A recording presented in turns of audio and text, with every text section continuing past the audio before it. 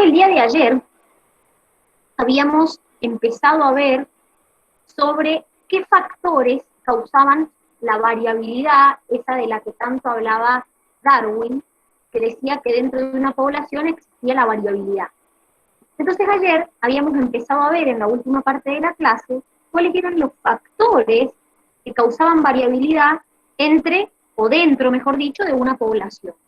Y habíamos visto a las mutaciones, habíamos visto la reproducción sexual como fuente de variabilidad también.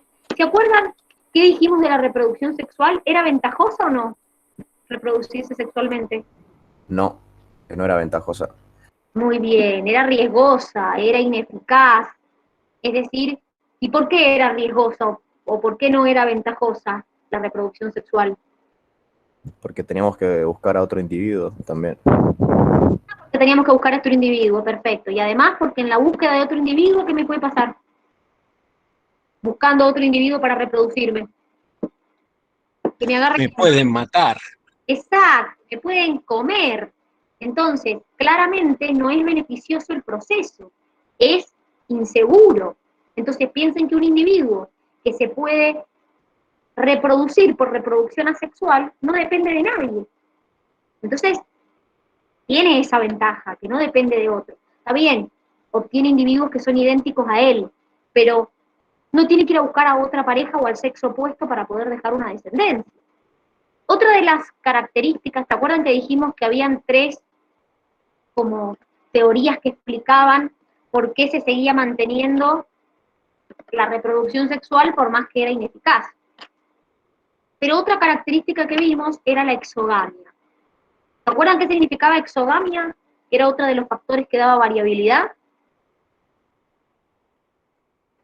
O sea, era la reproducción con otras personas que no fueran parientes, digamos. Exactamente, muy bien, es decir, reproducirse con individuos que no son mis parientes. Porque la naturaleza normalmente siempre promueve mecanismos de exogamia. La endogamia en la naturaleza rara vez existe.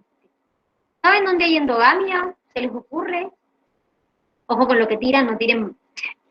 ¿Se les ocurre algún lugar o en algún, es más que todo culpa de los humanos, pero ¿se les ocurre en algún donde exista la endogamia, cruzas entre parientes, padres con hijos? En los perros puede ser, no sé. Muy bien, sobre todo en los criaderos de perros de raza, que siempre parten de una hembra y un macho, y la hembra por ahí tiene una limitación, entonces al macho empiezan a hacerlo fecundar a sus propias hijas, y ahí empiezan a desarrollarse endogamias. Entonces muchas veces los perros que nacen con alguna alteración genética que nosotros no sabemos, porque por ahí fenotípicamente no se ve, y a los pocos años de vida se mueren. Sobre todo se dan los criaderos de perros, por eso son tan terribles, porque empiezan a cruzar padres con hijos, hermanos, hijos con madre, o sea, con tal de tener cría, empiezan a cruzar cualquier cosa, no les importa la endogamia, es más, creo que no deben ni saber lo que es endogamia.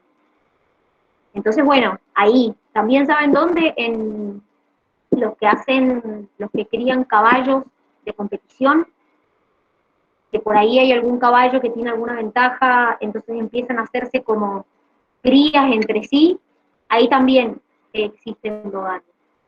Entonces, la naturaleza no promueve esos mecanismos. La naturaleza promueve mecanismos de exogamia, de no reproducirse con emparentados. De hecho, fíjense que acá, en la diapositiva, estamos viendo todo lo que son los mecanismos por los cuales, o los ejemplos de individuos para no reproducirse con sus parientes, es decir, el macho abandona el grupo cuando tiene madurez sexual, o la hembra, o no fecundan, por más que son hermafroditas, sus propios huevos, o en las plantas, por más que sean hermafroditas, la gameta masculina no fecunda al propio aparato reproductor femenino, es decir, vimos un montón de ejemplos donde no se promueve la endogamia. Y la última característica que alcanzamos a ver ayer, que favorece la variabilidad, es la diploidía. Y hablamos de esta dotación diploide que tenemos los individuos y que en una dotación haploide las variaciones fenotípicas se expresan de inmediato, porque tienen un cromosoma de cada par. En cambio, en la diploidía, eso no pasa.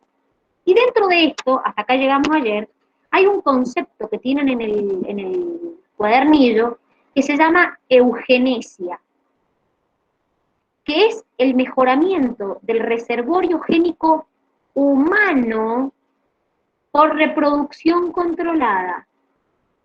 Ustedes me van a decir, Dani, esto no puede existir. Sí existió. Y sí se hicieron experimentos eugenésicos.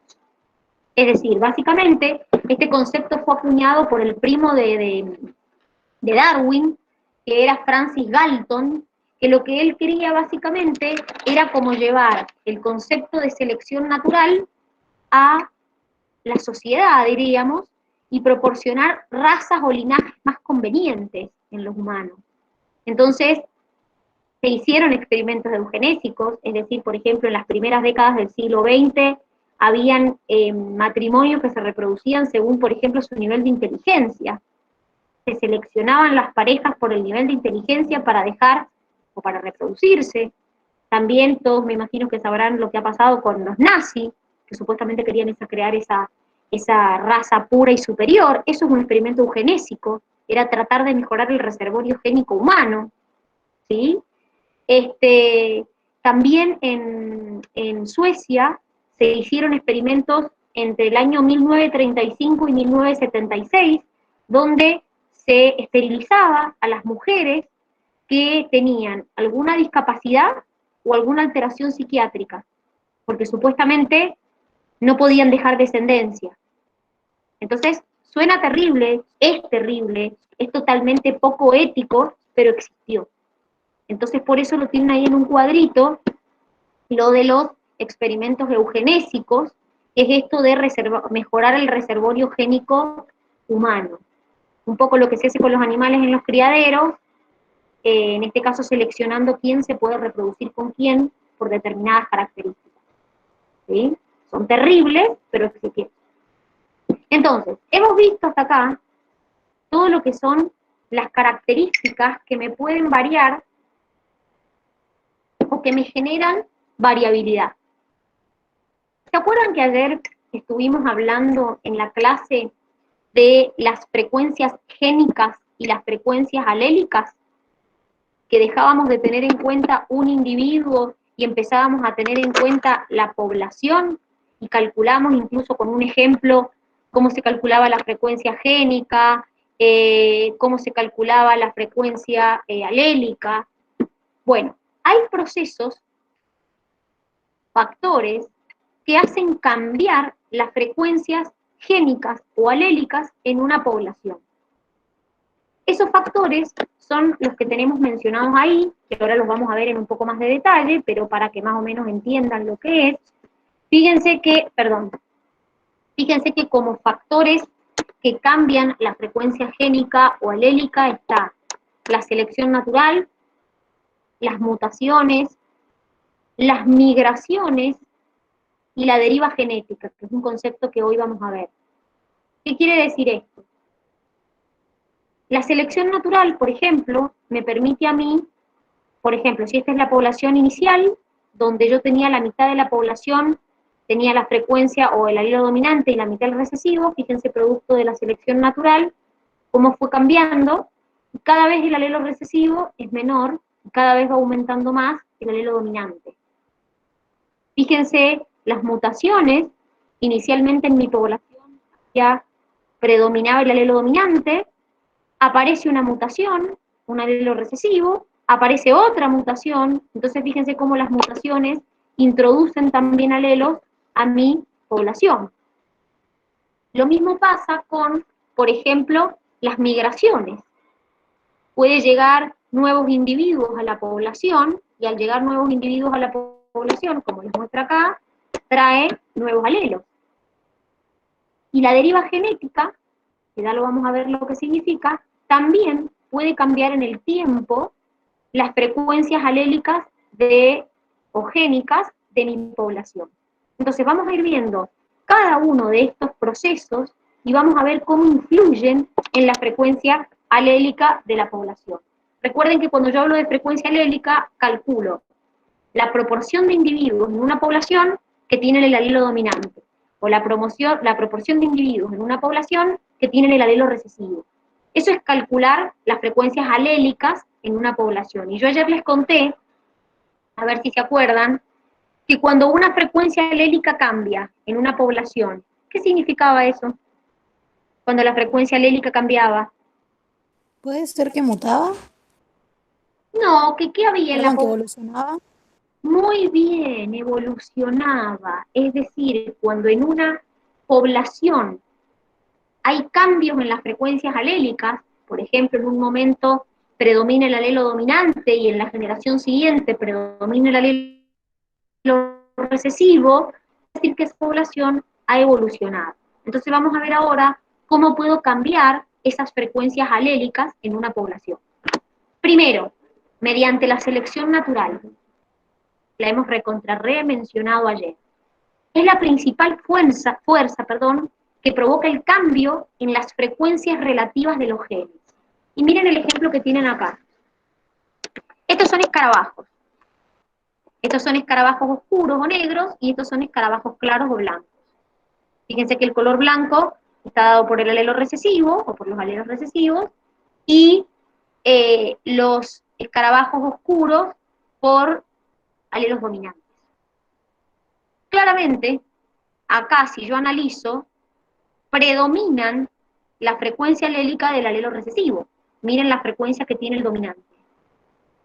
Pero los escarabajos claros son más susceptibles de que se los morfen los pájaros, porque en una roca oscura claramente se pueden camuflar menos. Entonces, en la siguiente generación, como a muchos de estos se los van a morfar, ¿qué va a pasar? En la siguiente generación va a predominar los escarabajos oscuros. ¿Qué dijo Darwin? Que cuando una característica es favorable en una generación, ¿qué pasa en la generación siguiente? ¿Los individuos la tienen más o la tienen menos? Más. La tienen más. Exactamente. Y fíjense lo que pasó acá. En este caso, tener color oscuro es una característica favorable. Entonces, en la generación siguiente, más individuos van a tener esa característica favorable. Entonces, fíjense cómo cambió las frecuencias alélicas.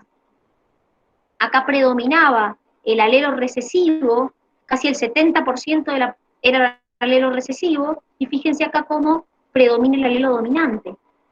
Y esto es gracias a la selección natural, que es uno de los factores que te modifican puntualmente las frecuencias alélicas. ¿Se entiende? Sí, profe. Vamos con el segundo ejemplo de factores que modifican las frecuencias génicas o alélicas, que son las mutaciones. Las mutaciones son la materia prima del cambio. ¿Qué quiere decir, chicos? Nosotros, genéticamente, somos distintos en la mayor parte porque existen mutaciones. Ahora, las mutaciones se caracterizan porque son poco efectivas para cambiar las frecuencias génicas. Porque miren, imaginémonos que esta es la población de escarabajos blancos. Predomina claramente el alelo recesivo. Forman sus gametas. Y una mutación ocurre en una de esas gametas. Entonces, uno de los alelos recesivos se transforma en dominante por mutación. Fíjense que la población que surge no predomina el alelo dominante, sigue predominando el alelo recesivo. ¿Por qué? Porque recuerden que las mutaciones son espontáneas y al azar. Entonces, se cree que la tasa de mutación espontánea por gameta, por generación, es de 1 en 1000 a 1 en 1.000.000. Está bien, si bien consideramos la población completa, porque si yo digo, bueno, a ver, y por cada generación, por cada gameta, tengo la posibilidad de 1 en 1000 a 1 en 1.000.000, y en una población general es un montón eso. Pero fíjense acá, en este ejemplo, que si yo considero estos individuos en particular, una mutación que ocurra al azar no me cambia el reservorio génico. Entonces, si bien puede contribuir, obviamente no es el mismo efecto que provoca la selección natural, que miren cómo varía el reservorio génico, porque lo que cambia es puntualmente la frecuencia de los alelos. Esta, si bien lo cambia, el cambio que produce es mínimo. Miren que sigue predominando casi en un 95% el alelo recesivo. La tercera característica que influye en lo que se llama las frecuencias génicas es el flujo de genes. ¿Qué quiere decir? El ingreso y egreso de alelos a una población. ¿Cómo vienen los alelos a una población o se van? ¿Quién los trae? Por migración sería un individuo nuevo, digamos. Es decir, muy bien, que nuevos individuos lleguen a mi población o que individuos de mi población se vayan. Y claramente, si individuos nuevos llegan, me traen alelos nuevos. Y si parte de mis individuos se van, se llevan alelos. Entonces, la frecuencia de mi población génica y alélica va a cambiar, porque o trajeron individuos nuevos, o alguna parte de mis individuos se fueron. Entonces, claramente no va a ser igual. Por ejemplo, ahí les hemos puesto el ejemplo de cuando las plantas dispersan sus gametas por el aire, sobre todo por polinizadores, por el aire, o los invertebrados acuáticos por medio del agua. ¿Sí? Entonces, el flujo de genes, esta llegada de individuos o salida, también me implica un ingreso o egreso de alelos a mi población. Y el último proceso que cambia básicamente las frecuencias génicas, el penúltimo, es la deriva genética. Y acá quiero que me presten atención, porque es, junto con la selección natural, el proceso más importante que contribuye en la evolución. La deriva genética es cuando cambia el reservorio génico de una población por azar. Esto ocurre en poblaciones pequeñas. Es decir, en poblaciones grandes, de tamaño grande, aparece un equilibrio que se llama equilibrio Hardy-Weinberg. ¿Qué dice ese equilibrio? Que cuando en una población es grande, no hay selección natural, no hay mutaciones y no hay ningún otro factor que afecte, el reservorio genético de esa población se mantiene constante o en equilibrio. Entonces, la deriva genética se aplica a poblaciones pequeñas. ¿Y qué significa? Hay un cambio en el reservorio génico de esa población, que ya vimos lo que era el reservorio génico, acuérdense que es el conjunto de todos los genes, de todos los alelos, de todos los individuos de una población. Ese reservorio génico cambia por consecuencia del azar. Entonces, por ejemplo, puede pasar que de todos estos escarabajos que tenemos acá, hay negros, hay blancos, fíjense que predomina el alelo recesivo, solamente pueden reproducirse estos, por alguna cuestión azarosa, solamente pueden reproducirse estos. Entonces, toda la descendencia me va a quedar idéntica. Dentro de la deriva genética, y esto es lo que les estaba explicando yo recién, ya vamos a ver qué ejemplos hay, pero en las poblaciones que son grandes, tiene más incidencia la selección natural que la deriva genética. En poblaciones que son pequeñas, tiene más incidencia la deriva genética que la selección natural. ¿Qué ejemplos hay de deriva genética? Dentro de la deriva genética vamos a encontrar el efecto fundador y el cuello de botella. ¿Qué es esto? ¿Qué es el efecto fundador? Tengo una población, un grupo de individuos de esa población se aleja, se va, y cuando se aleja, se lleva alelos. Entonces puede que esta nueva población que se forma no me represente exactamente la población original. Puede que algunos alelos se vean representados en exceso o que otros alelos desaparezcan por completo. Miren, Miren un ejemplo con alelos al azar. Esta es la población original. Un grupo de estos individuos deciden formar una población aparte. Miren acá la frecuencia del alelo dominante, lo que era, y fíjense la frecuencia del alelo recesivo. Ahora, miren en esta población que se formó por efecto fundador, miren la frecuencia del dominante, cómo aumentó drásticamente, y miren el recesivo que casi está desapareciendo. Entonces, en el efecto fundador, que es cuando un grupo de individuos se aleja de su población original y forma una población nueva, puede que los alelos, algunos se vean representados en exceso y otros directamente desaparezcan. Un ejemplo de esto es lo que pasó con los Amish. ¿Alguien sabe quiénes son los Amish? Eran los monjes, ¿no? ¿Qué particularidad tienen los Amish? El grupo de los Amish. ¿Qué particularidad tiene? Que tenían varios dedos, petizos, todo eso. Bueno, pero Algo así ¿qué? puede ser. ¿El grupo en qué se distingue? ¿Por qué se alejan del grupo de población original? Ay, no me acuerdo. Porque tienen tradiciones, son una congregación que tiene tradiciones como muy a la antigua. No usan tecnología, no usan luz, no usan combustible, se visten como en la época antigua. Entonces es una congregación de individuos que pararon del resto y que viven como aislados del resto. Entonces, ¿qué es lo que ocurre? En esa congregación dio la mala leche de que los individuos que se fueron llevaban genes de enanismo y polidactilia. Entonces, empezaron a reproducirse entre ellos y empezó a haber cada vez más enanismo y más polidactilia. Para el que no sabe, la polidactilia es más dedos de lo normal. Entonces, eso es un ejemplo de lo que se llama el efecto fundador. Un grupo de individuos de una población se aleja, forman una población aparte.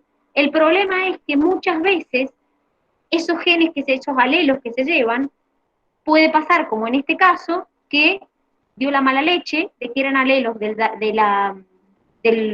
enanismo y de la polidactilia. Entonces, en ese grupo de Amish hay mucha frecuencia de personas con enanismo y con polidactilia.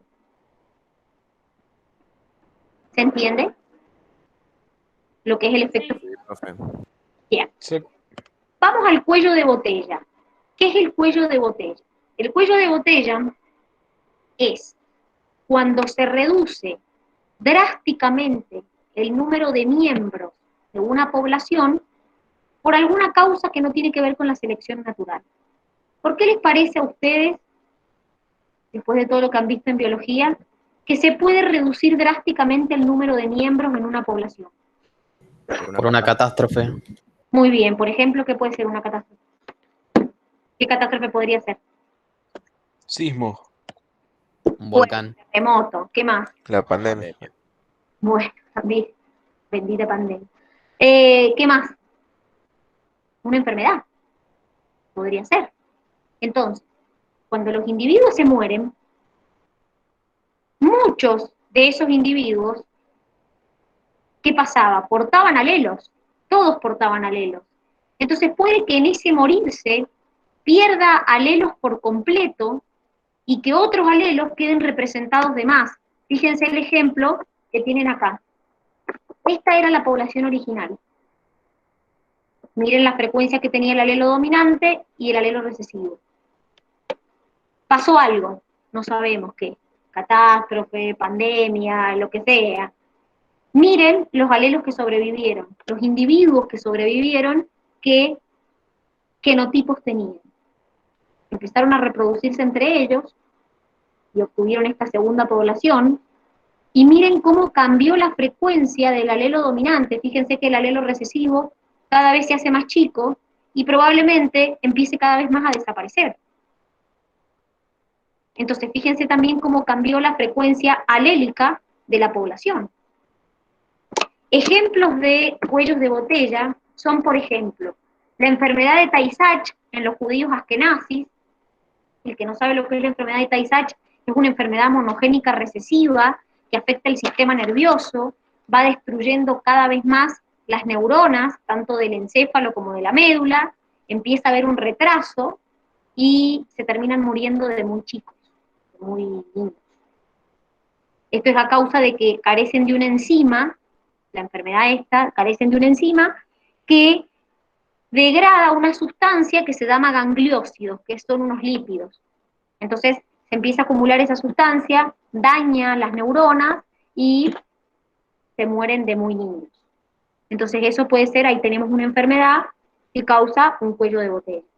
Lo mismo, en este caso hecho por el humano, somos tan buenos nosotros, pasó durante el año entre 1820 y 1880, en California hubo una caza excesiva de elefantes marinos, obviamente por parte de...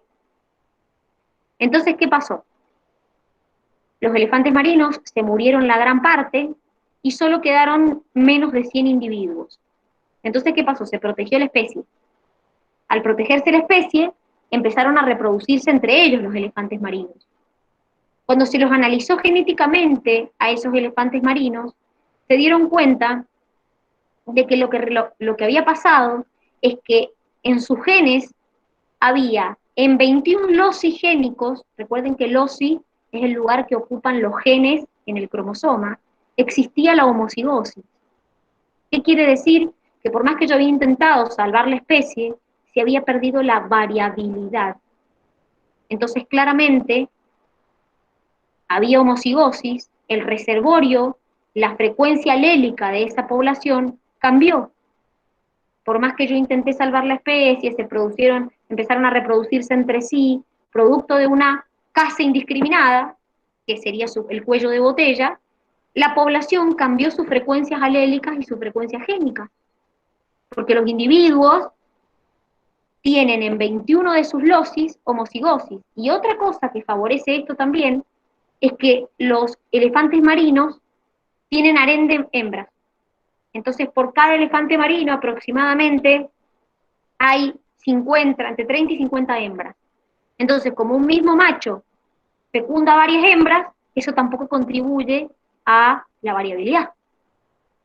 Entonces, fíjense cómo también acá ha cambiado el reservorio génico y alélico por un cuello de botella, que es la caza, pero tampoco ayuda esto de que el mismo macho fecunde tantas hembras. ¿Se entiende? Sí. La última característica que contribuye con el cambio en el reservorio génico es el apareamiento preferencial. Ayer vimos la panmixia, que era cuando yo me apareaba al azar. En este caso, es el apareamiento preferencial. Elijo con quién reproducir. Entonces, no cambia tanto la frecuencia génica, pero sí la frecuencia genotípica. Por ejemplo, hay un ejemplo que tienen ahí en el cuadernillo, que es el de los gansos de las nieves.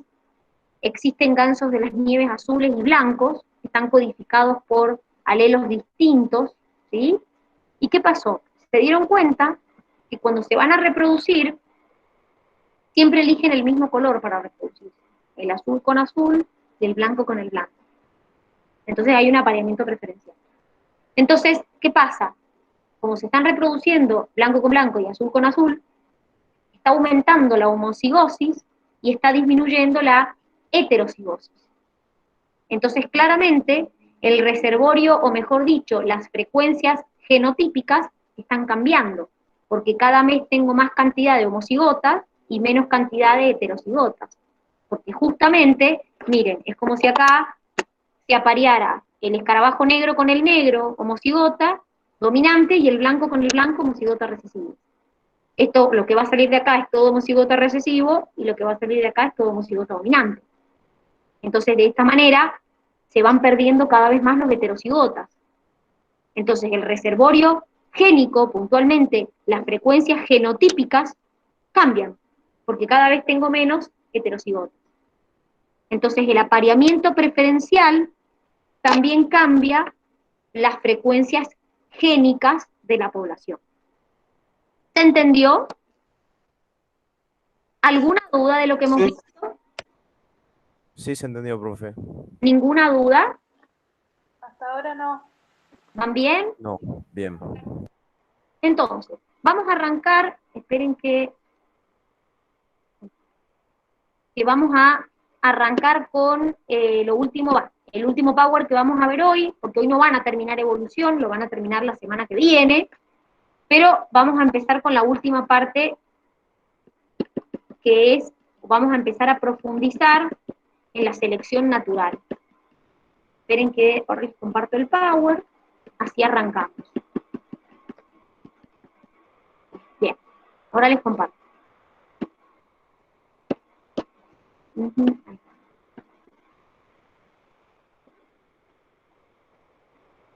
Bien.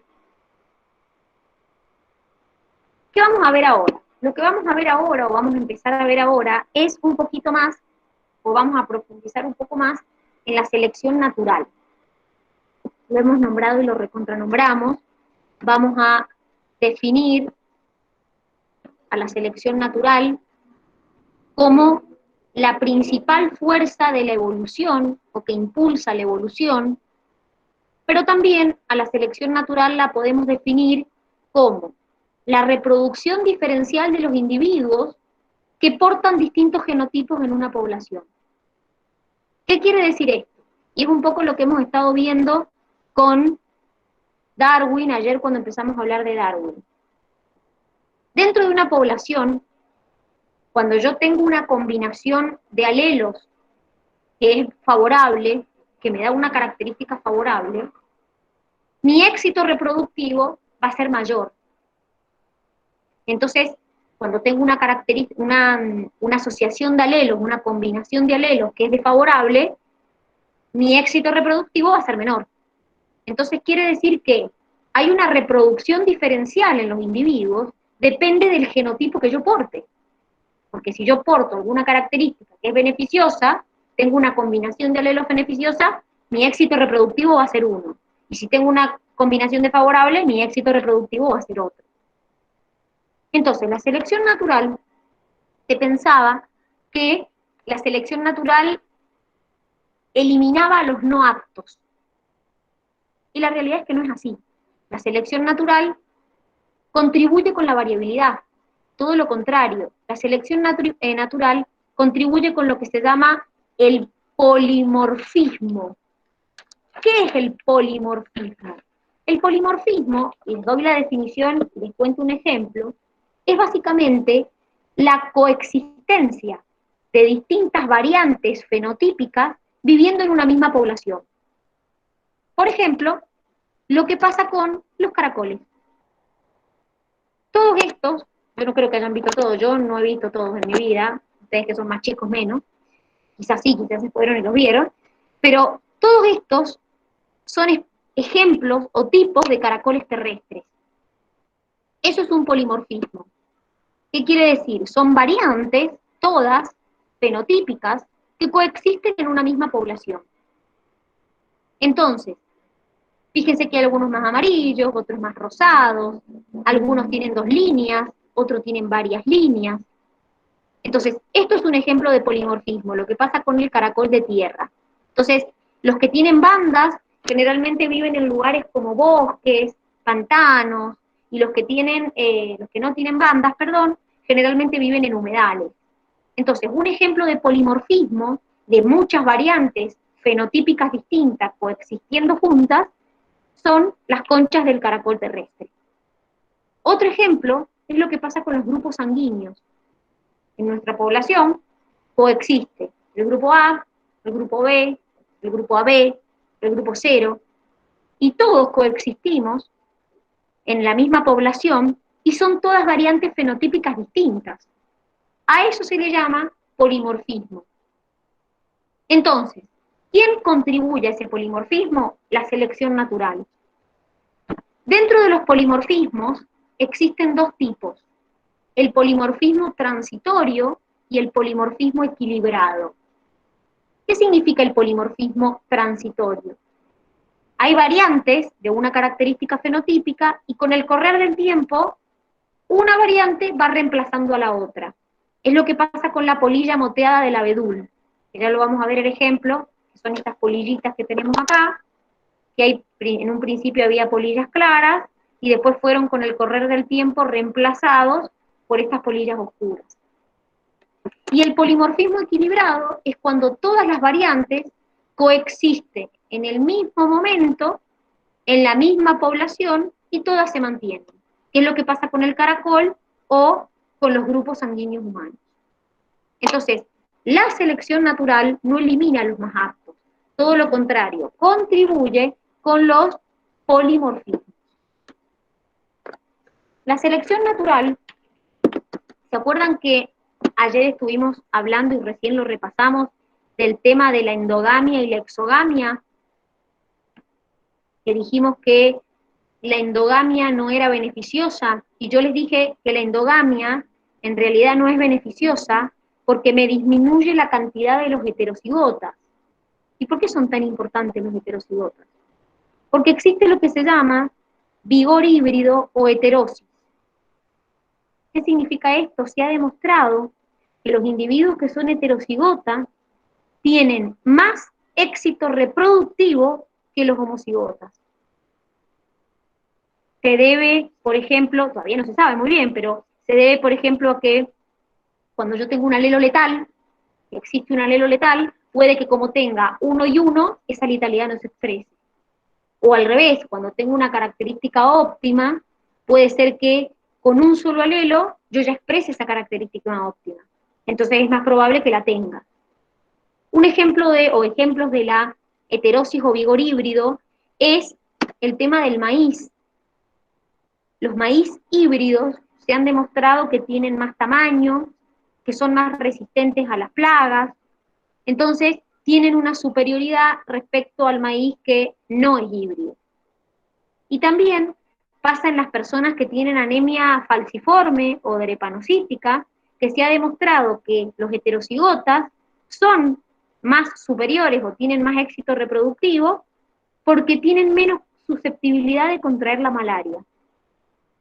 Entonces, fíjense cómo, en este caso, estamos viendo que se ha demostrado que un genotipo en particular, heterocigota, tiene un éxito reproductivo mayor que los homocigotas. ¿Se entiende esto? Yo más o menos, profe, no, la verdad no A ver, entendí. ¿qué parte no entendiste? Así la vuelvo a explicar. La última parte, la última que está explicando ahí lo del ejemplo. Lo del maíz, Sí, fíjate, ¿cómo yo lograría, por ejemplo, obtener un maíz híbrido? Porque se ha demostrado que el maíz híbrido tiene mejores características, más tamaño, mejor color, más resistente a las plagas. Entonces, ¿cómo se haría para obtener un híbrido? Y, por ejemplo, cruzás una planta A con una planta B y obtenés un maíz. Cruzás una planta C con una D y obtenés un maíz. Y después cruzás las dos que obtuviste. Entonces, te sale un híbrido. Estos híbridos, fíjate que son heterocigotas, tienen una ventaja, tienen mayor tamaño, más resistente a plaga, comparado con los que no son híbridos, con los maíz normales, digamos. Entonces se ha demostrado que los que tienen heterocigosis tienen un éxito reproductivo mayor, es decir, pueden dejar más descendencia. ah, bien, ahí entendí, gracias, profe. De nada. Otra cosa importante sobre la selección natural es que actúa Profe. sobre... Dime. Yo no entendí en la parte de lo de las heterocigotas. No sé si lo puede volver a repetir. Lo que acabo de explicar, Sí, eso. Eso es lo del que tiene mayor éxito que las homocigotas. claro, se ha demostrado que cuando vos tenés un genotipo heterocigota, tienen más éxito reproductivo, es decir, pueden dejar más descendencia que los homocigotas. Y dicen que eso está relacionado con que, por ejemplo, como tienen un alelo dominante y uno recesivo, porque eso significa ser heterocigota, puede que cuando tenés un alelo letal, como solo tenés un alelo letal, no se exprese.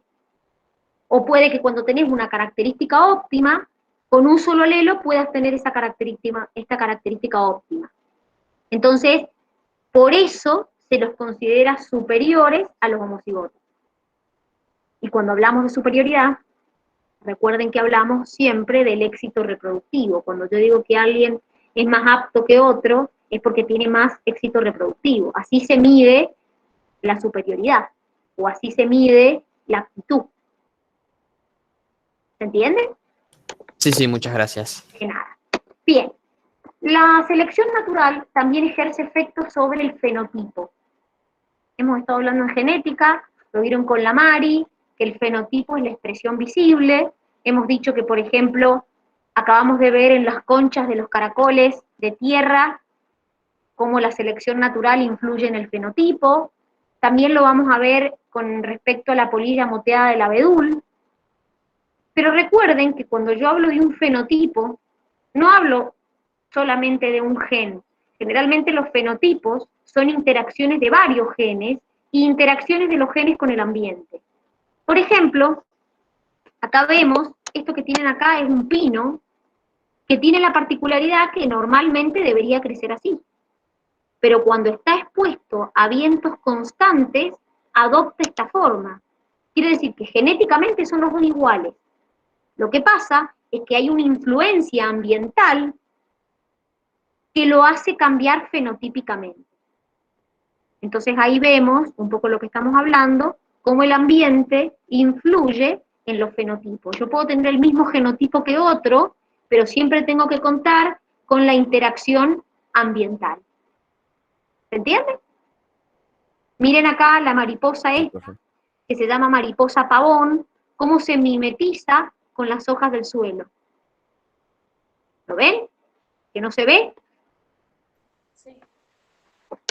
Bien, vamos entonces a hablar de los tipos de selección natural. ¿Hay un solo tipo de selección natural? No. Existen distintos tipos de selección natural, hay 5 categorías para clasificarla a la selección natural. Una de las clasificaciones es en normalizadora, disruptiva y direccional. Eso está relacionado con cómo varía una característica, ya lo vamos a ver. Otra es la dependiente de frecuencia y otra es la selección sexual. Esta es la que está relacionada con la búsqueda de pareja y el reproducirse sexualmente.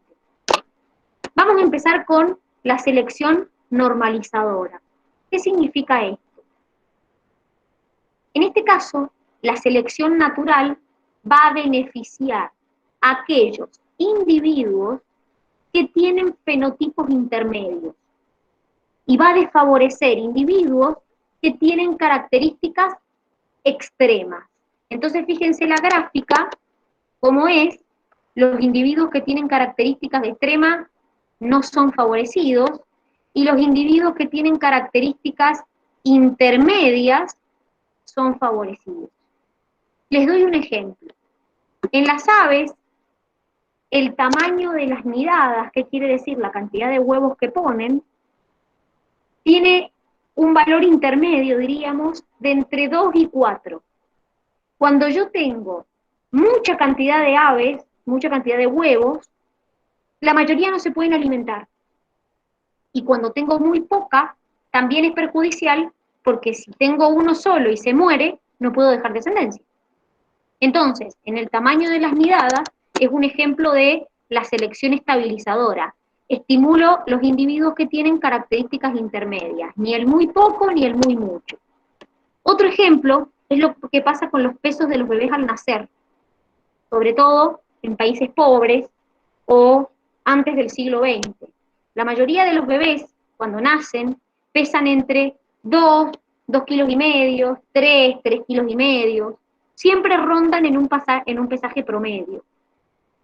Bebés de muy bajo peso o de muy alto peso tienen menos probabilidad de sobrevivir. Por ejemplo, los de muy alto peso porque es riesgoso el parto para la madre y para el bebé. Y los de muy bajo peso porque como todavía no están muy desarrollados, pueden llegar a morir. ¿Por qué aclaro esto de antes del siglo XX o en zonas de pobreza? Porque la verdad, chicos, que hoy día con la medicina que tenemos, gracias a Dios, hay bebés de 500 gramos, 800 gramos, 1 kilo, que han logrado salvarse y vivir.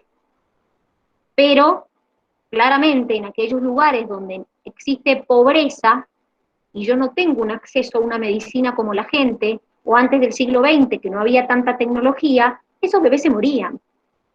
cuando eran demasiado pequeños. Hace mucho tiempo no existía ni lo que era una incubadora, chicos. Entonces, si el bebé no salía a término, chau, te fuiste. Entonces, fíjense cómo acá estamos en la selección natural, estimula el crecimiento de individuos con características medias. Ni muy alto, ni muy bajo. Ni el peso muy alto, ni el peso muy bajo. Peso medio.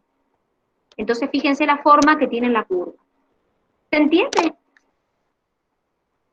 Sí, profe. Bien. Otro tipo de selección es la disruptiva. Es todo lo contrario. Es cuando yo lo que hago es estimular individuos con características extremas y disminuir los individuos que tienen características intermedias. Todo lo contrario a lo que vimos recién. En este caso estimulo individuos con características extremas. Por ejemplo, pasa con los salmones plateados. Las hembras de los salmones, aproximadamente a los 3 años, tienen la madurez sexual y pueden poner huevos. Entonces los machos alcanzan la madurez sexual a los 2 o a los 3 años. Cuando se ha demostrado que aquellos que tienen 2 años y son pequeños, o que tienen 3 años y son grandes de tamaño, son los que tienen más capacidad para poder fecundar esos huevos.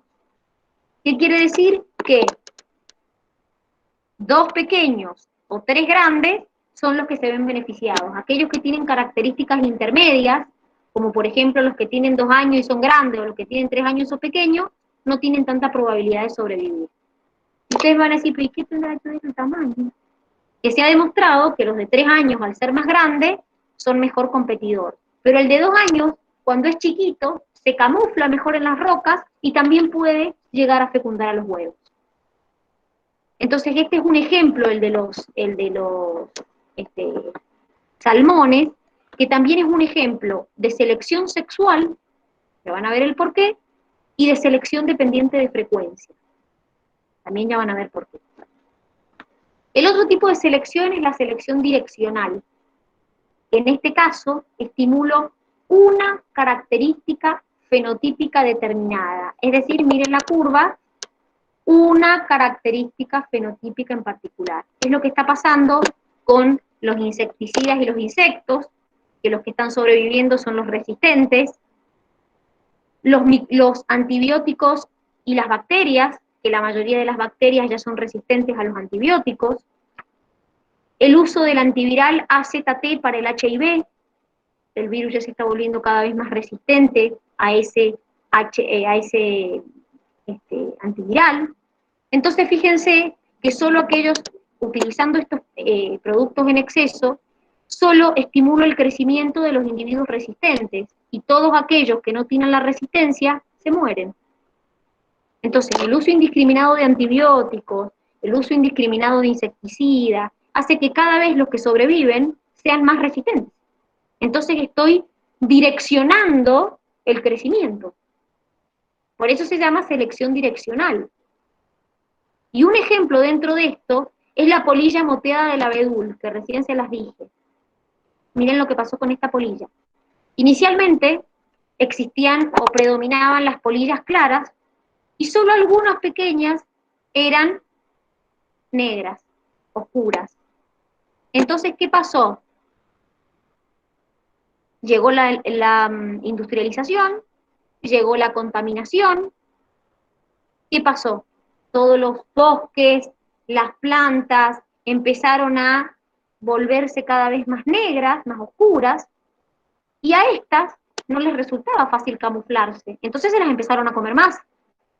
Estas, que eran menos individuos, se podían camuflar mejor, empezaron a reproducirse entre ellos, entonces estas han reemplazado a estas.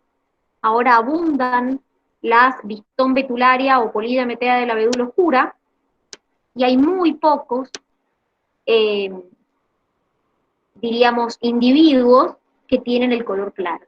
Y esto también es un ejemplo del polimorfismo que vimos antes, que es el transitorio. Una característica, con el tiempo, va reemplazando a la otra. Este ejemplo de la polilla moteada se los preguntan siempre en el ingreso. Siempre. y es un ejemplo de selección direccional. Y también de polimorfismo transitorio.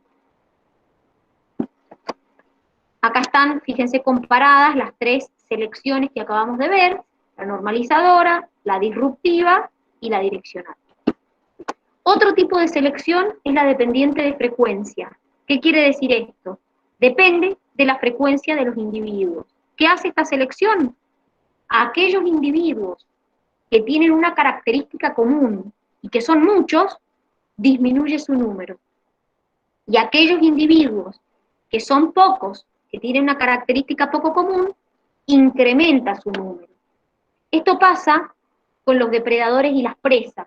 Yo supongo que la Mari les habrá contado que los depredadores nunca tienen una sola presa, siempre tienen varias presas. Entonces, ¿qué pasa? Cuando hay una presa que es muy abundante, que es muy común, comen, comen, comen, comen, comen. Y por ahí la otra presa que no es tan abundante, que eran poquitos, les sirve para poder empezar a aumentar su número y poder aumentar la cantidad de individuos. Eso es una selección dependiente de frecuencia. También es lo que pasa con los salmones. Yo estimulo el crecimiento de los de 3 años y de los de 2. El 3 años tamaño grande, el 2 tamaño pequeño. Y los demás disminuyo su frecuencia.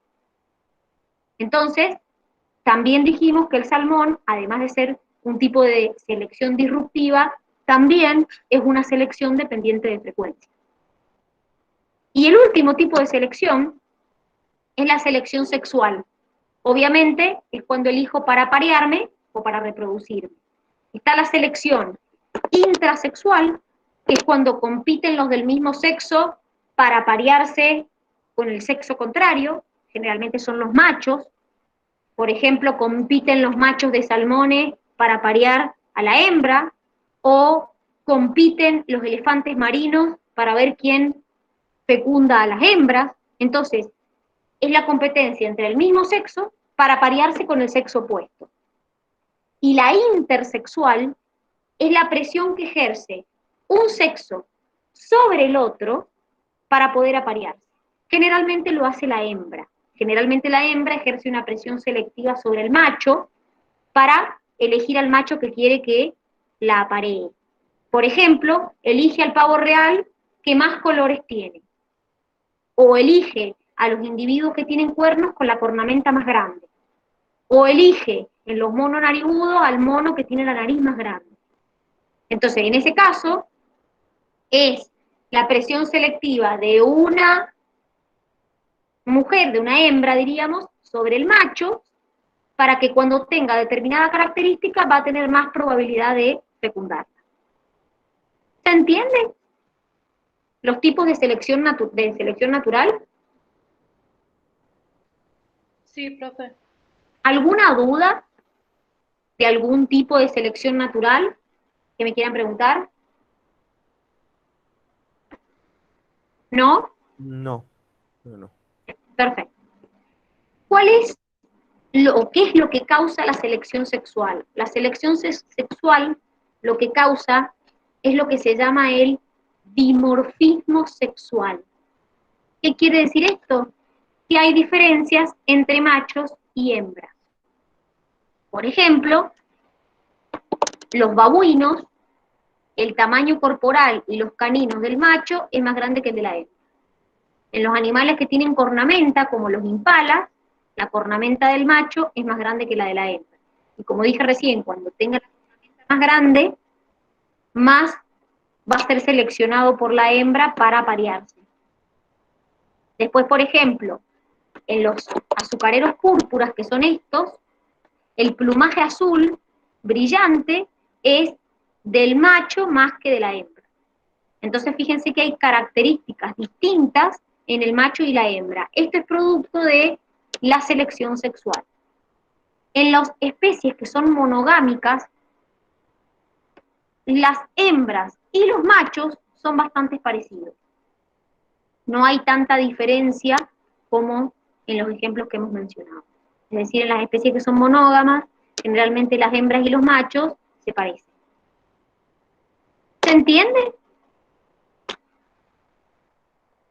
Sí, profe. Sí. Perfecto. ¿Cuál es la respuesta a la selección natural, la adaptación. Es decir, cuando la selección natural ejerce el efecto en una población, la respuesta que da esa población es adaptarse. Y si no se adapta, se muere. Entonces, ¿qué es la adaptación o qué son las adaptaciones? Hay muchas maneras de definirlas, a las adaptaciones. Hay una que dice que es encontrarse ajustado al ambiente. Hay otra que dice que es una característica que está adecuada a los requerimientos ambientales, pero nosotros nos vamos a quedar con esta definición de adaptación, que son adaptaciones fisiológicas en la vida de un individuo o de una población. Eso es una adaptación. Y acá les mencionamos algunos ejemplos de adaptación. ¿Conocen algún ejemplo de adaptación?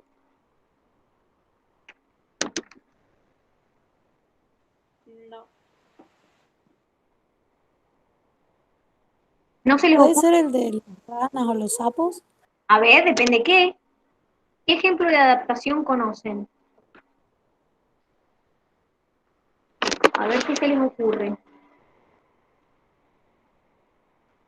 Por ejemplo, las espinas de los cactus son hojas adaptadas.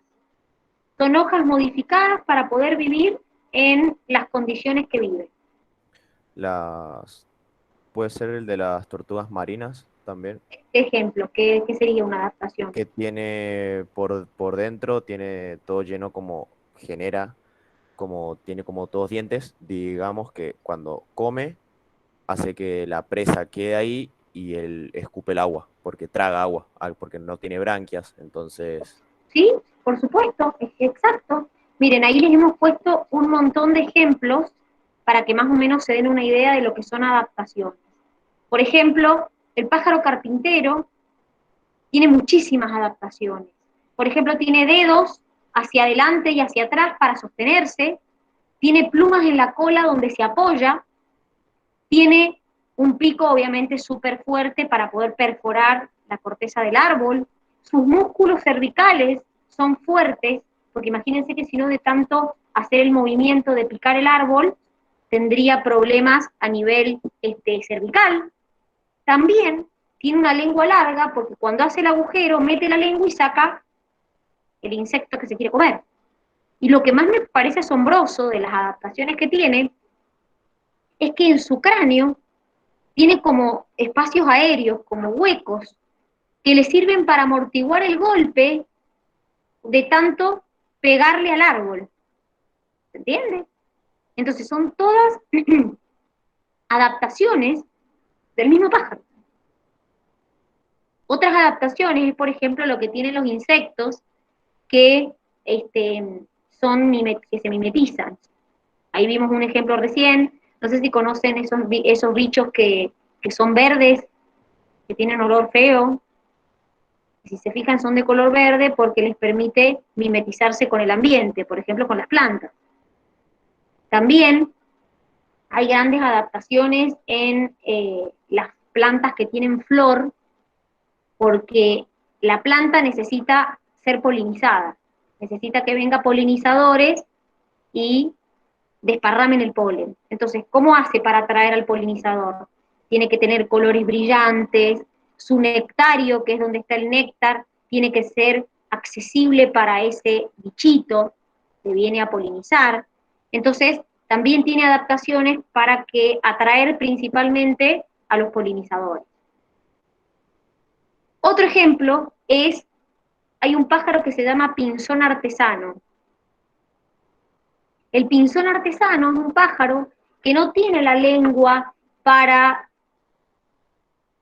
sacar el bichito como hace el pájaro carpintero. Entonces se le llama pinzón artesano porque dicen que usa herramientas. La realidad no es que use herramientas, es que usa palitos, ramitas, para agarrar el bichito como si fuera un escarbadiente y sacarlo.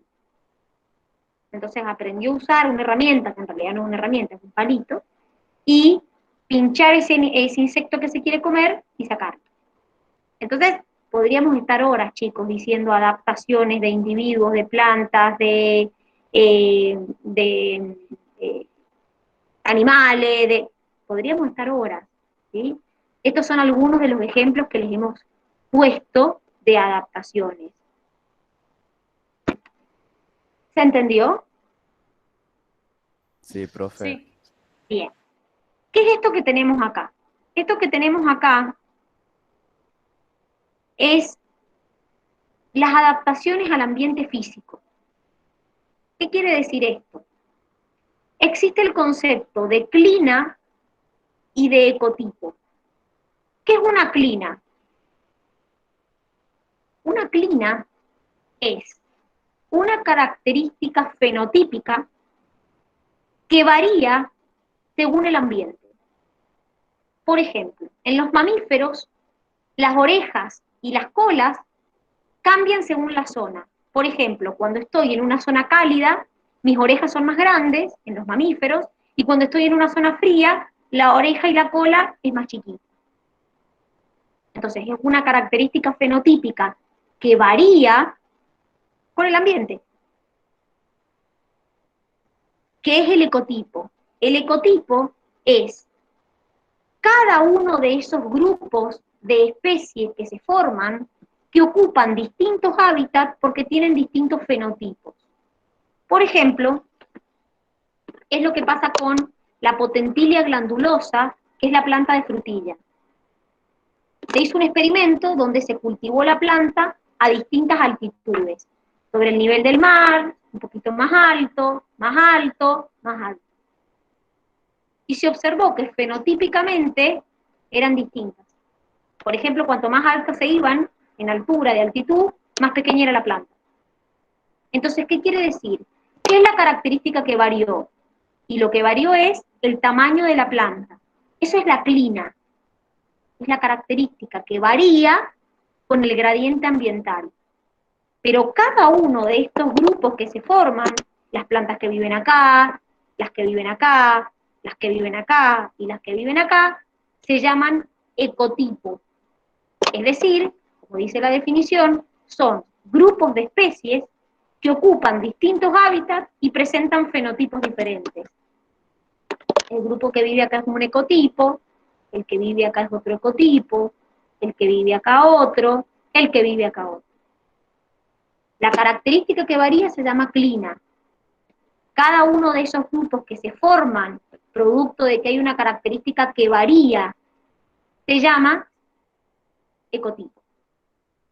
¿Se entiende la diferencia entre la clina y el ecotipo? ¿Alguien no lo entendió?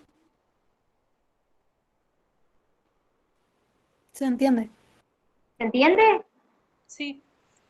Bien, perfecto. ¿Alguna duda hasta acá de lo que hemos visto? ¿Algo que me quieran preguntar? No. ¿Vamos bien? Yo Hasta sé ahora que, bien, profe. yo sé que son muchos conceptos, pero muchos de los conceptos están relacionados entre sí. Entonces, si yo no explico previamente otro, después cuando voy al ejemplo no entienden de qué se trata. Entonces, por eso también el cuadernillo y el Power tiene como ese orden determinado, ¿sí? Porque necesitan por ahí algún concepto previo para poder entender un concepto después. Vamos a hablar del concepto de coevolución. ¿Qué significa la coevolución? La coevolución es cuando dos especies evolucionan a la par porque una ejerce una presión selectiva sobre la otra y esta sobre la primera. Tienen una relación tan estrecha entre las dos que las dos evolucionan a la par. Por ejemplo, es lo que les acabo de decir yo, entre las plantas y los polinizadores. Las plantas han evolucionado y los polinizadores también. Y han evolucionado por la presión selectiva que ha generado uno sobre otro. Los polinizadores han adaptado su boca, su aparato, se llama succión, pero en realidad hay distintos tipos de boca que tienen, para poder comerse el néctar que está en la planta. Y la planta, la flor, ha ido modificando sus colores, sus nectarios, para poder atraer a los polinizadores. Entonces ha habido una coevolución. Otro ejemplo de coevolución, es como el más famoso, diría, de hecho si ustedes ponen en internet coevolución les va a salir este ejemplo, es el ejemplo de los bencetósigos y los depredadores. ¿Qué significa bencetósigos? Son plantas que tienen una savia amarga y que esa savia es tóxica.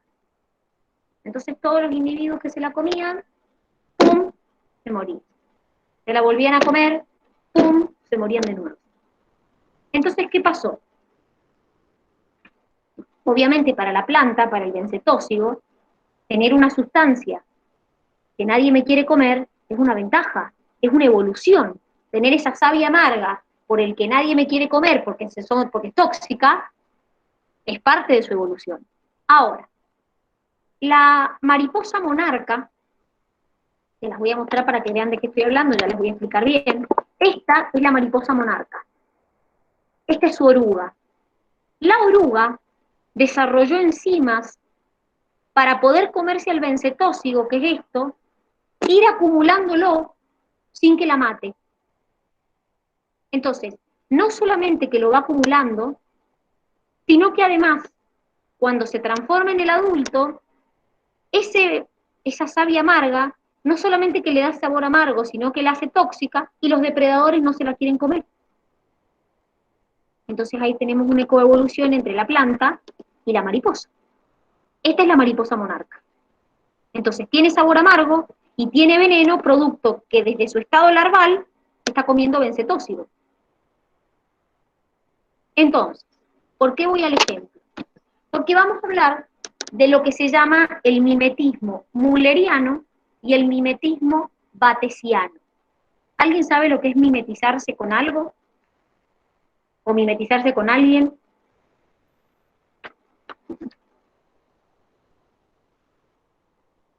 ¿Alguien sabe lo que es mimetizarse?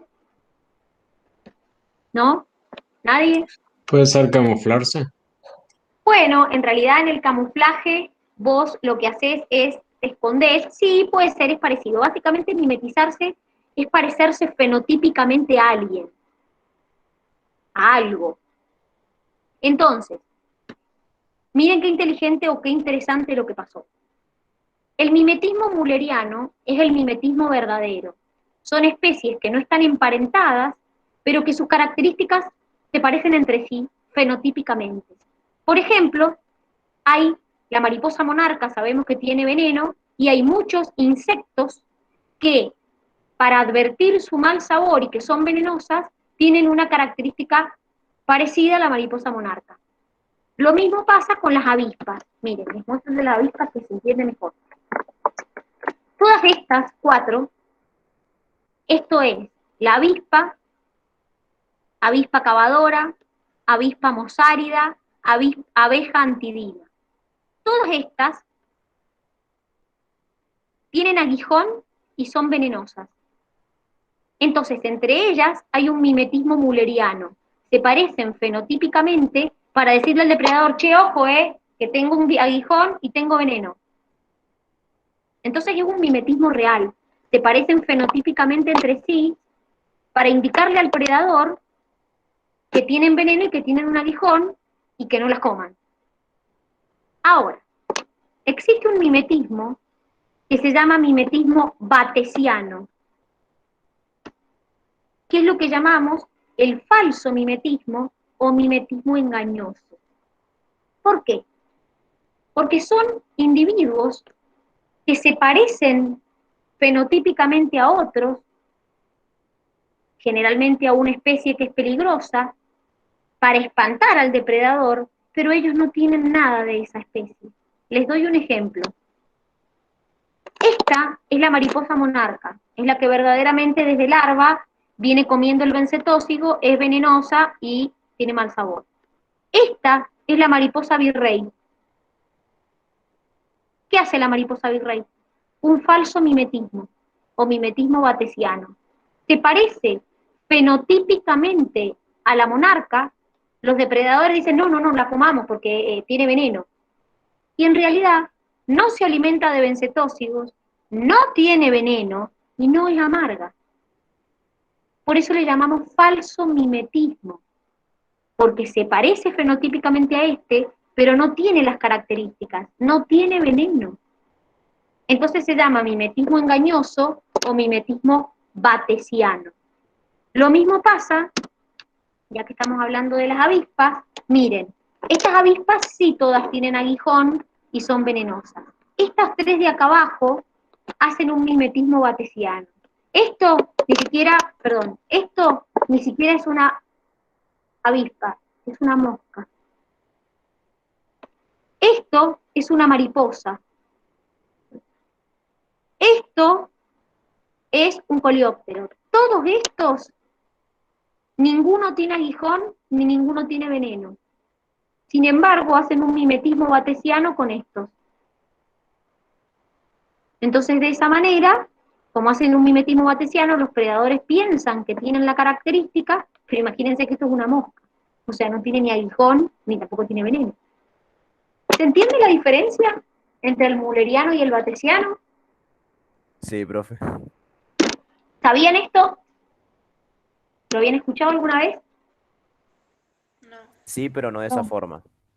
O sea, No. no con los nombres reales. Ah, bien, perfecto. Los demás no sabían que existía lo del mimetismo. Profe, Dime tú.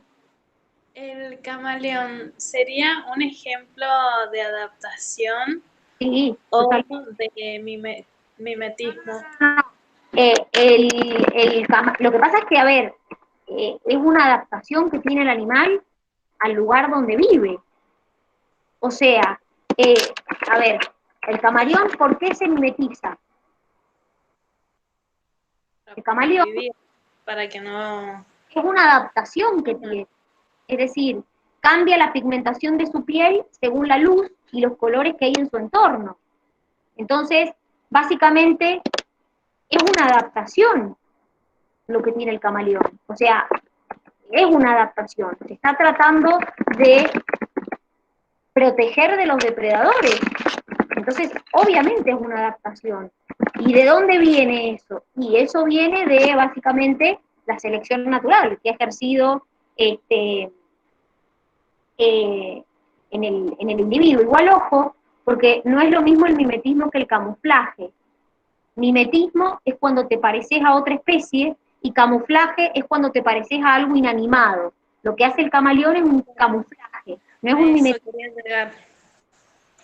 ¿Ah? Es un camuflaje. Camuflaje es cuando te pareces al entorno que te rodea, a lo inanimado. Y mimetismo es cuando te pareces a otra especie, que es lo que hace la mariposa virrey y la monarca, o las avispas. Esos son mimetismos. Y camuflaje si te pareces a algo inanimado a donde te encontrás, básicamente. Sí, sí, gracias. ¿Sofi? Sí. Bien, entonces, hemos hablado hasta acá mucho de las ideas de Darwin. Darwin decía la selección natural. La realidad es que con el correr del tiempo empezó a haber críticas no solamente a la selección natural, sino también a la adaptación. Es decir, se empezó a decir, no como decía Darwin, Darwin decía que toda característica de un individuo era una adaptación. Y la realidad es que empezaron a dudar de eso. Hay una teoría que ya la vimos, que es la teoría neutralista, que fue propuesta por Moto Kimura, que decía que la mayoría de las características que tenemos son neutrales. Ni nos hacen más aptos, ni nos hacen menos aptos. Son neutrales. Entonces, como son neutrales, no interviene en ellas la selección natural. Como decía Darwin, que en toda característica intervenía la selección natural, bueno, estos dicen que no, que cuando las características son neutras, la selección natural no interviene. Y decían que la variabilidad que existe está dada por dos cosas, por las mutaciones y por la pérdida por deriva genética. Entonces, estos fueron uno de los que criticaron el concepto de que toda característica sea una adaptación. Estos también. Estos decían que, ¿por qué había que pensar que toda función o característica de un individuo tenía un propósito. Ellos decían que una característica de un individuo, por ejemplo, podía ser por otra cosa, como por ejemplo, por una restricción en su desarrollo, que sin embargo no era una adaptación. Entonces, no solamente que se criticó la adaptación, sino que también se criticó la selección natural. Decían que la selección natural no hace lo que quiere, hace lo que puede. ¿Por qué? Porque la selección natural decían que tiene limitaciones, ¿no? Como Darwin. Darwin no habló de limitaciones en la selección natural. ¿Por qué decían que la selección natural tenía limitaciones? Por ejemplo, porque dice que la historia de un organismo se acumula en sus genes, pero los genes pueden cambiar dentro de ciertos límites. Yo no le puedo cambiar todos los genes a un individuo. Entonces los genes cambian con ciertas restricciones. Darwin, cuando habla de selección natural, no tiene en cuenta esto de las restricciones que hay para cambiar los genes. Otra de las críticas que decían era que los cambios que hay en los individuos están relacionados con su desarrollo y también están relacionados con la limitación que tiene la estructura del organismo. Si yo, por ejemplo, le quiero cambiar el tamaño de concha a un caracol, no puedo a un mini caracol ponerle una concha gigante. O sea que, por más que yo quiera, o que la selección natural provoque cambios, o modele los cambios, hay ciertas limitaciones. Y otra de las características que para mí es como la, ¿cómo les podría decir? Como la que más podría ser aceptada como crítica de todas, es la limitación temporal. ¿Qué quiere decir esto? Que decían que la selección natural tiene una limitación de tiempo. ¿Por qué? Recién vimos que la respuesta a la selección natural es la adaptación. Entonces, ¿qué pasa?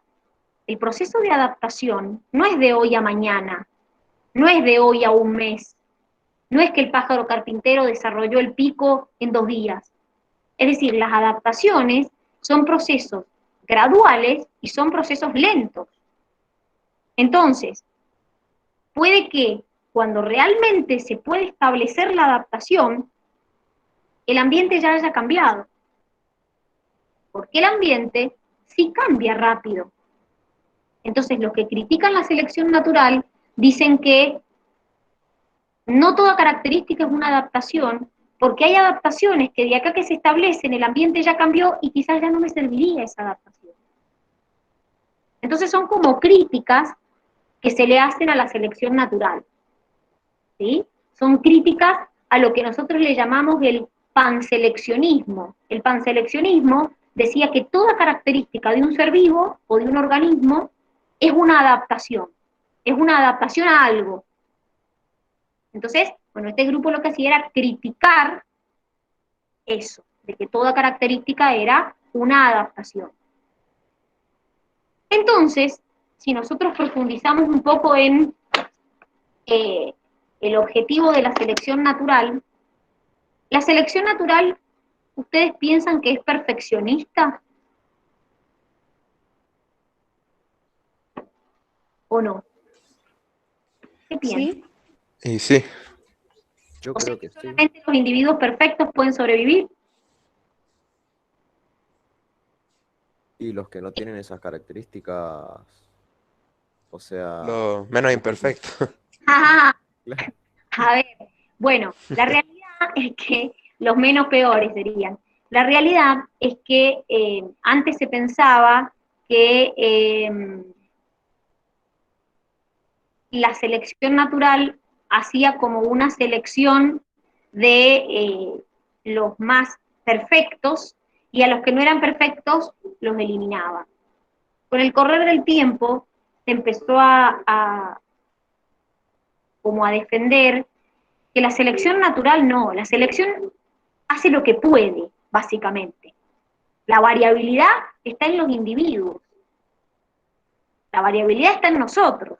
Lo que va haciendo la selección natural es justamente modelando a esas variabilidades. Entonces, Fíjense que hay una frase que dice, la evolución, lejos de operar como un ingeniero que diseña y construye cada especie a partir de materiales óptimos y de un plan preconcebido, se parece a un zapatero remendón que pone parches sobre estructuras o funciones preexistentes. ¿Qué significará esto con respecto a la evolución? ¿Qué significa esto? Está relacionado con lo que estamos hablando. Como que trata de arreglar o, ¿cómo es que se llama esto? Como adaptar más, no sé cómo sería a lo que ya hay, digamos, ¿o no? Como de ordenar lo que hay, sería. Como de arreglar lo que está bastante mal o de ordenar lo que hay. Es decir, es un poco lo que estábamos hablando recién. La evolución no me elige a los más aptos o elige a los que están mejores diseñados o a los más óptimos o a los perfectos. La realidad es que va como remendando baches que son producto de las variaciones que hay entre los individuos. Todos nosotros somos distintos, hay variación, y eso no es culpa de la selección natural. Es decir, la selección natural va moldeando lo que hay, trabaja con lo que tiene, sería.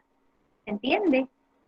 Entonces, por eso no hace lo que quiere, sino que hace lo que puede. Pero claramente no es perfeccionista.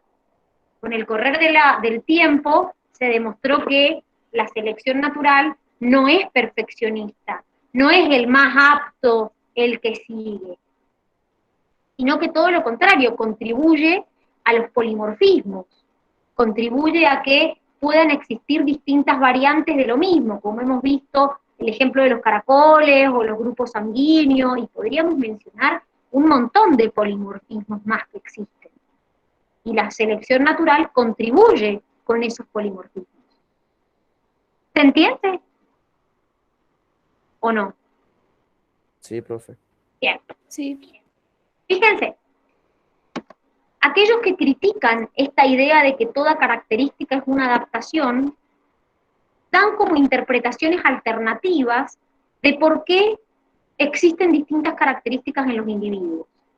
Bueno, está bien, no son todas adaptaciones. Bueno, ¿y por qué hay tantas características? ¿Por qué hay tanto polimorfismo? Bueno, ellos dan como diversas explicaciones de por qué puede existir tanto polimorfismo en las poblaciones.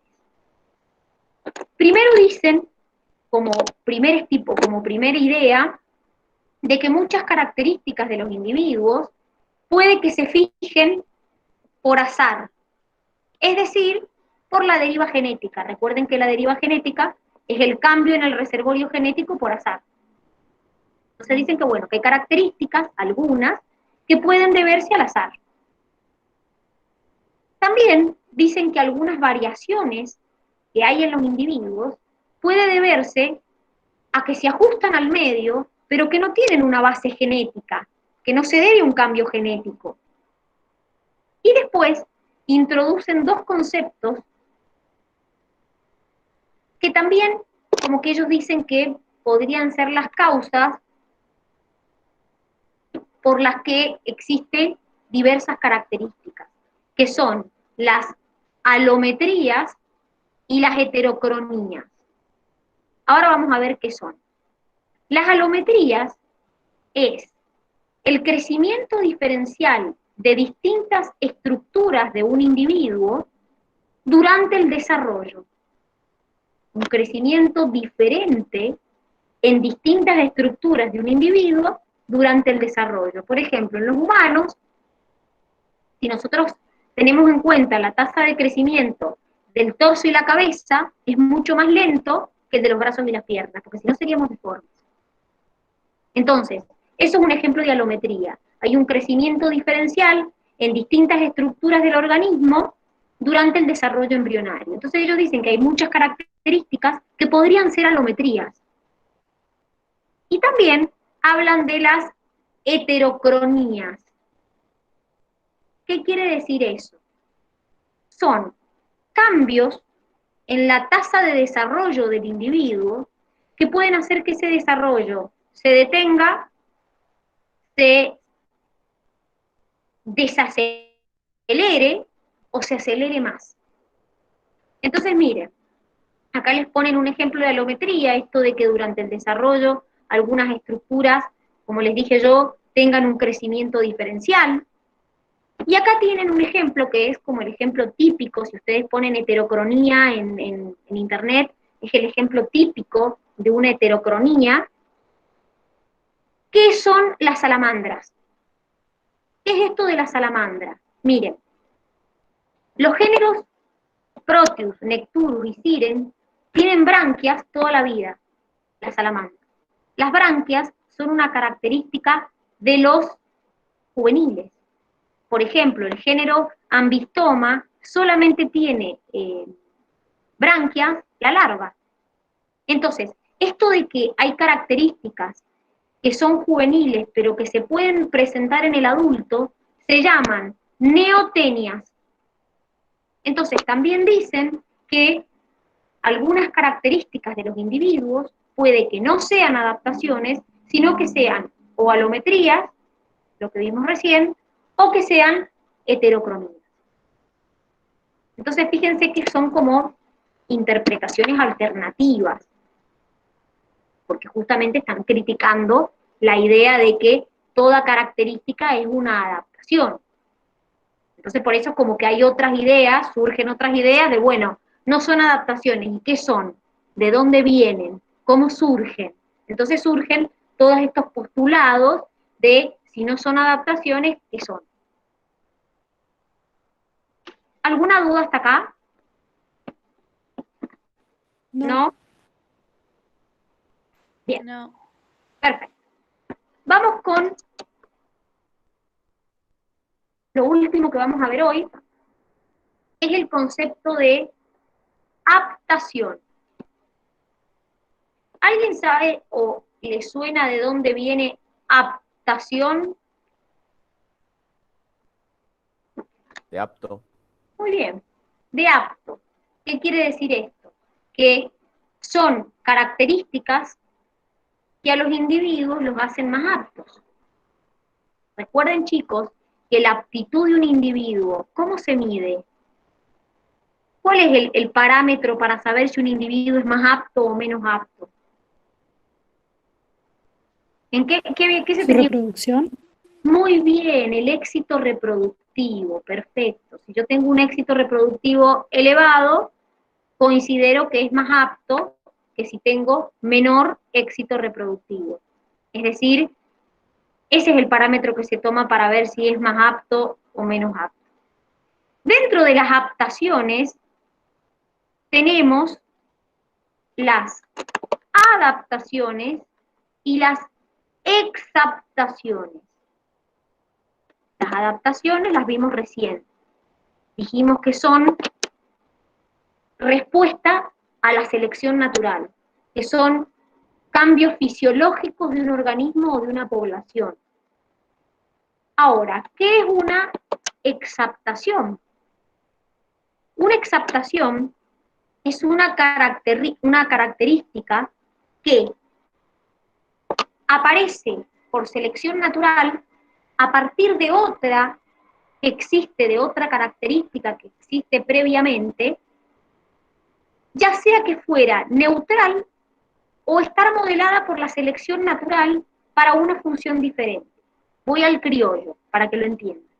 Vamos a explicar a lo criollo. Es una característica que cumplía una función determinada y que gracias a la selección natural que la modeló, cumple una función diferente. Por ejemplo, las plumas a las aves, en un principio, les servían para el proceso de termorregulación, para regular su temperatura. Luego, con el correr del tiempo y gracias a la selección natural, las plumas lo que hacen es permitir el vuelo.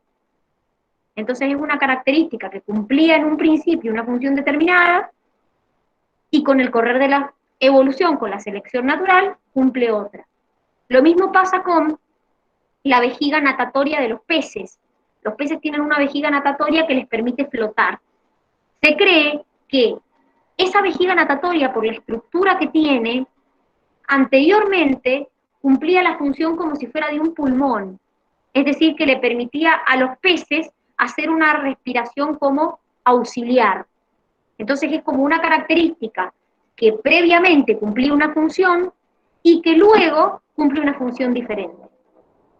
Eso es una exaptación. De cualquier manera, son características que hacen a los individuos más aptos. Por eso les llamamos aptaciones. Entonces ustedes me van a preguntar, bueno, ¿y las características que los hacen menos aptos? ¿Que los perjudican? ¿O que son neutrales? ¿Que ni los benefician ni los perjudican?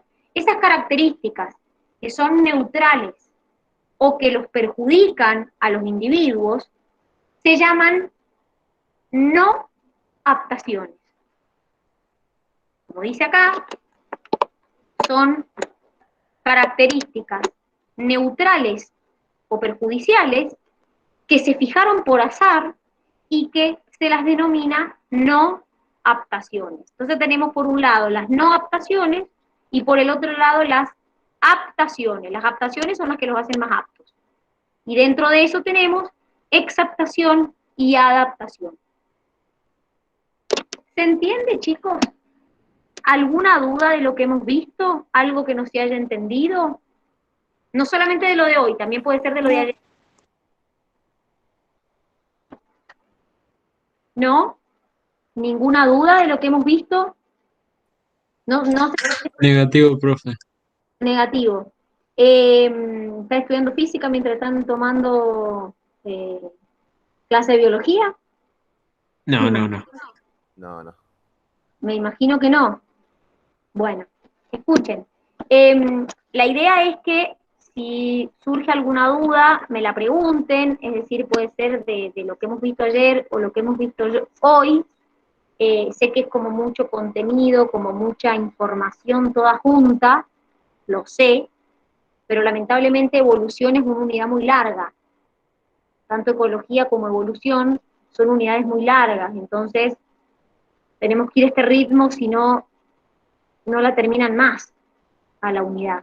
Recuerden, que me imagino que la Mari se los ha dicho, que los ejemplos acá son fundamentales. Entonces, cuando hagan sus resúmenes, ya sea de ecología o de evolución, incorporen en los resúmenes los ejemplos, porque lo que les van a preguntar son los ejemplos. La polilla moteada del abedul, el ejemplo de los salmones, no sé, en ecología que vieron los percebes, que vieron las tasas de mortalidad de las distintas especies. Todo eso se pregunta tal cual con los mismos ejemplos. ¿Alguno ha ido a rendir alguna vez a la facu? ¿Nunca nadie ha ido a rendir? No. No. Bueno, Yo por lo menos no. bueno, si alguna vez han ido a rendir, no me van a dejar mentir, que hay cosas que se preguntan siempre. El ejemplo de los percebes, de Chatmalus y Semibalanus, se lo preguntan siempre. El ejemplo de la jarilla, que varía con las precipitaciones, se los preguntan siempre. Es decir, hay cosas que la facultad durante años va cambiando la pregunta, pero siempre pregunta eso. Lo mismo pasa con el tema de evolución. La polilla moteada del abedul también. Entonces, denle bola, porque es lo que les van a preguntar. No les van a preguntar, ¿qué es la selección natural? ¿Qué es una adaptación? Van a ir a los ejemplos concretos.